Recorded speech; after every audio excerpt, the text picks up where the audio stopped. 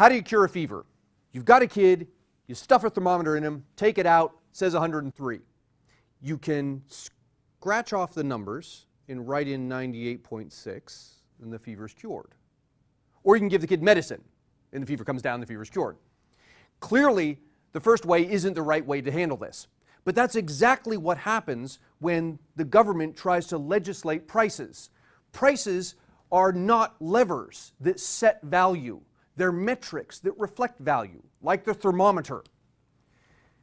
So price controls will tend to fail on two counts. First, legislating price does not legislate value. Second, prices serve a great purpose. That is, they signal value to the rest of the economy. When the government attempts to legislate prices, it stops the prices from signaling value. Everything is scarce. Scarce resources will be rationed. The question is, by whom and using what mechanism? And more importantly, who is excluded in the rationing?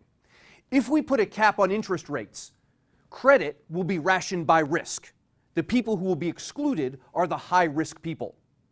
If we put a cap on tuition, college admissions will be rationed by talent. The people who will be excluded are the less talented students. When we put a cap on wages, or in the case of minimum wage, it's a lower cap, a lower limit, jobs are rationed by skill. So less skilled workers are excluded from the job market. Here you're looking at unemployment in the United States amongst college-educated workers. Every dot is a year, 1978 to 2008. The further to the right you go, the higher is the minimum wage. The further up you go, the greater the unemployment. And what you can see is, amongst college-educated students, there tends to be no relationship between unemployment and the minimum wage. But the college-educated students are the high-skilled students. These are not the ones who you would expect to be excluded from the market by imposing a minimum wage. Here are high school educated workers, and you start to see now a positive relationship. There are exceptions, but on average there's this trend. In years in which the minimum wage was higher, unemployment amongst high school educated workers was higher also. The situation is worse when you look at workers who do not have high school educations. Here the relationship is even stronger. As the minimum wage rises, the unemployment rate amongst those without high school diplomas rises much faster. But we have to do something. The rich are getting richer, the poor are getting poorer, and minimum wage is one of the ways we address this. Well, in fact, that's not the case. What you're looking at here are U.S. households divided up by income. Everything is measured in 2006 dollars, so inflation is not an issue here. About 16% of U.S. households in 1980 were earning the equivalent of under $15,000 today. There were about 14% of households in 1980 that were earning between $15,000 and $25,000. And you can go over here, the bulk of U.S. households in 1980 were earning between $50,000 and $75,000, and there were a few that were earning more than that. Now, fast forward 10 years, and let's look at 1990. In 1990, the percentage of U.S. households that were earning under $15,000 dropped.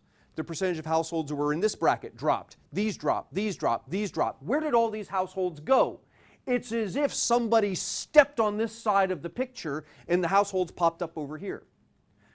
The lower income households, the number of lower income households was shrinking relative to the population, and the number of higher income households was rising. That's 1980 to 1990. Let's look at 2006 and you see the same phenomenon, even more pronounced at the high level. Percentage of households earning less than $15,000 dropping, these are dropping, dropping, dropping, dropping, and here you have this huge bump in the over $100,000 mark. And remember, this is not a function of inflation. Inflation's been filtered out. So, two things to note. One, minimum wage creates unemployment amongst those who are less skilled, precisely the people we're looking to help.